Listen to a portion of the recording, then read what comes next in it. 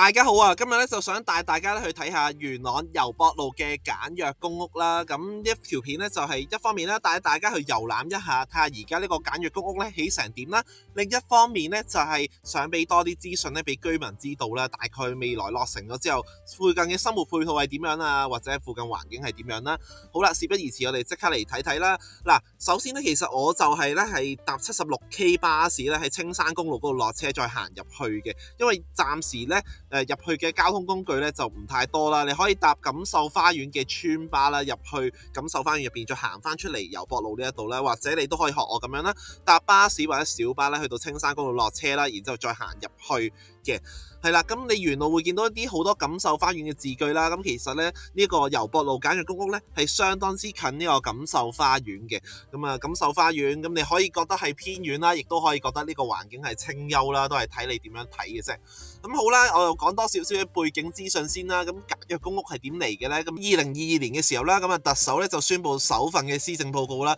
推出呢個簡約公屋啦，以標準簡約設計同埋組裝合成嘅快速建成啊，同埋打算喺未來5年內啊興建3萬個單位啊，咁啊去縮短咗公屋嗰個輪候時間啦，咁啊同埋咧令到啲人咧喺輪候公屋嘅時候咧都有啲嘅合適嘅房屋，以一個相宜嘅租金咧可以住先啦咁樣。當時房屋局宣布咧有幾個簡約公屋嘅選址嘅，咁啊當中咧以啟德嗰個咧爭議最大啦，可能有啲居民唔想嗰度有簡約公屋啦。咁但係咧喺元朗油博路呢度咧反而嗰個爭議就冇咁大嘅，咁所以咧呢一個油博路咧都成為咗咧政府首個嘅簡約公屋項目嘅。咁呢個油博路簡約公屋項目咧喺2023年12月嘅時候動工啦。根據政府嘅資訊咧，就應該會喺2025年3月28號嘅時候咧陸續派時入伙噶啦，所以都算係即將入伙噶啦。咁我今日咧去拍攝嘅時候咧，都會見到有一啲咧應該就係未來嘅居民咧，就喺你度視察一下啦，喺個地盤附近咧去睇一睇先啦。但係暫時咧都未入伙住嘅，估計咧都係因為有唔少嘅居民咧想嚟呢度去參觀一下啦，甚至乎咧有啲居民咧係想直接入去入邊參觀啊。咁所以而家喺個地盤嘅門口寫住咧，就大家呢度未開放參觀住嘅，請大家唔好入去啊。咁所以見到咧啲居民都係好想嚟睇下自己嘅新嘅家園。咁啊，同時間咧，亦都可以咧睇到呢種簡約公屋咧，其實係可以用好快嘅時間興建啦。2023年12月咧先動工，2025年3月28號咧就會入伙噶啦。用咗1年3個月啦，其實而家有咗呢個經驗咧，之後嘅簡約公屋項目應該再可以起得快啲嘅。咁喺呢個政府嘅網站上面咧，亦都可以睇到咧有關呢一個油博路簡約公屋嘅資訊啦。咁首先個營運機構咧，其實唔係政府自己營運嘅，係由呢個領先管理有限公司啦，同埋東華三院去聯營嘅。咁啊，項目提供幾多個單位呢？咁其實項目咧就提供1760個1至2人嘅單位啦。咁呢啲單位咧就14平方米啦，百零尺啦。咁但係每月租金好平喎，880蚊啦。咁香港你用880蚊都租唔到啲咩地方啦。好啦，另外咧就如果編配俾3至4人嘅單位咧，咁就會大概咧26平方米啦，咁啊200零尺啦，數目咧有390個嘅，咁啊個租金咧就1630蚊啦。咁其實呢度咧主要就以1至2人嘅單位為主嘅，咁啊預計2025年第一季會落成啦。項目入邊咧會有商店啊、自助洗衣店啊、溫習室、活動室、休閒同社區服務等等啦。咁另外咧亦都會有一啲嘅公共交通噶喎。咁啊項目咧其實咧係分為2個部分嘅。咁你見到咧呢個油博路公屋咧，其實有分南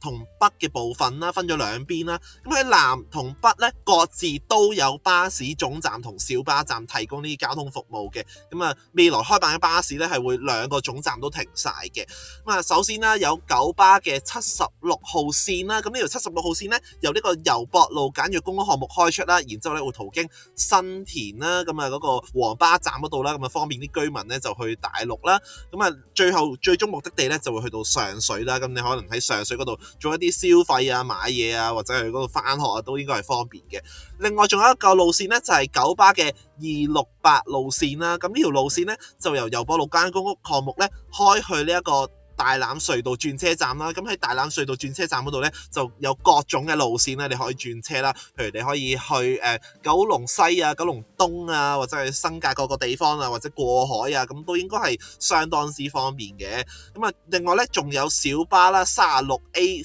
小巴啦，咁啊出翻去元朗嘅。咁另外咧，你亦都可以咧，我咁樣咧行翻出去青山公路咧嗰度搭小巴同巴士嘅。咁我哋咧行翻出去青山公路咧，其實個時間唔算太耐嘅啫，大概你行5至10分鐘咧都可以行到出去青山公路嘅。嗰度咧會有一啲紅色小巴同綠色小巴啦，咁例如就係綠色小巴75線啦，咁來往呢一個落馬洲支線同埋元朗福康街嘅。另外咧仲有紅色小巴17號線啦，來往上水同埋來往元朗嘅。咁我喺度咧搭咗紅色小巴咧出翻去元朗咧都係10分鐘左右咧就已經到達去元朗嘅總站噶啦，咁非常之快啦。咁另外咧仲有九巴嘅76K 路線啦，咁可以去到上水啦。但係咧如果你想坐九巴76K 線去元朗朗屏方向嘅話咧，你就要過隧道去到對面新潭路嗰邊坐啦。另外咧仲有一個小巴36號線咧，你可以坐到去錦繡花園個大閘嗰度啦，然之後再行翻去元朗油博路公屋啦，咁嗰度都好快啦。另外咧你亦都可以咧去搭錦繡花園嘅村巴啦，入到去之後咧再行翻出嚟去翻油博路公屋咧，都係一個選擇啦。咁所以咧其實呢度交通咧都唔使愁嘅，雖然咧就可能你睇落係偏遠少少啦，但係實質上咧公共交通工具都係有嘅。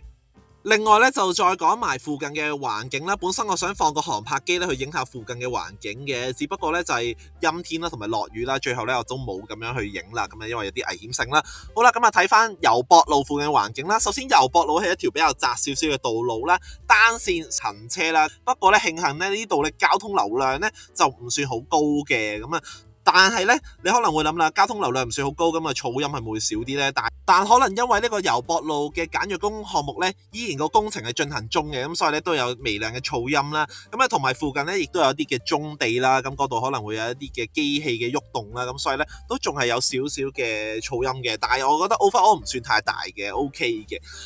可以睇翻附近嘅環境啦，咁你可以見到側邊咧其實係俾啲樹遮晒嘅呢個公屋嗰啲景噶嘛，你可以望到一個綠草如茵嘅景色啦。但係如果睇翻以前嘅 Google Map 咧，其實呢度咧係可以望到條河嘅，因為以前咧嗰啲樹冇生到咁高啦。咁你咧呢度可以望到呢個河景嘅，其實都係幾寫意嘅。咁但係而家你就望唔到個河噶啦，應該就除非你係住啲3樓個單位啦，唔知可唔可以高過棵樹咁可以望到條河啦。咁但係一般嚟講，我諗應該唔得啦。如果係低層啲嘅單位，咁一邊嘅話咧，你就可以望到一啲錦繡花園嘅景色啦。咁我哋喺呢個簡約公屋嘅出邊咧，我哋都可以離遠咧望到錦繡花園嘅，其實好近呢一個嘅簡約公屋啦。咁你可以同呢啲錦繡花園嘅居民享有同樣嘅景色啊。另外有啲位置咧，應該係可以望到大陸嗰邊啦，即係深圳嗰邊嘅。講緊生活機能方面啦，咁喺個項目入邊咧係會自設一啲嘅商鋪嘅，我哋見到都有幾間嘅商鋪嘅鋪位喺度嘅。咁我相信到入伙嘅時候咧，會有啲商鋪進駐咧，去為啲居民提供服務啦。咁另外亦都有個自助洗衣店啦，因為個單位咁細，其實你都難以擺到個洗衣機啦。咁有啲自助洗衣店嘅。咁另外啦，如果講緊你行去附近啦，行去錦繡大道嗰度啦，我諗大概5分鐘嘅步行路程咧，咁你都會有少少嘅商鋪啦，有少少嘅食店啦，咁你亦都可以行入去錦繡花園嗰度咧，係有超級市場嘅，咁嗰度咧你就可以買一啲日常生活所需啦。咁再不了嘅，你就可能搭車出去元朗啦，出去上水嗰邊買嘢咧，我諗都 OK 嘅。另外啦，泊車配套啦，嗱可以睇到咧呢個簡約公屋入邊咧，其實嗰啲道路咧都幾闊下嘅。我本身咧就諗緊咧，佢會唔會設計一啲嘅車位啦？咁始終可能有啲居民咧係揸車揾食嘅，揸貨車、揸貨 van 啊、揸的士、揸各種車輛揾食啦，可能都需要車位啦。但係我翻查翻文件咧，佢講到呢個簡約公屋項目咧係不設車位啊，居民嘅出行咧將會使用公共交通運輸服務嘅。所以如果呢啲揸揾食車嘅人士咧，可能真係要諗下點樣去揾個車位喺附近啦。咁同埋我諗呢個項目咧都幾鼓勵啲居民咧係以單車去出行嘅，因為我見到個項目入邊咧喺好多位咧都設有一啲嘅單車位嘅。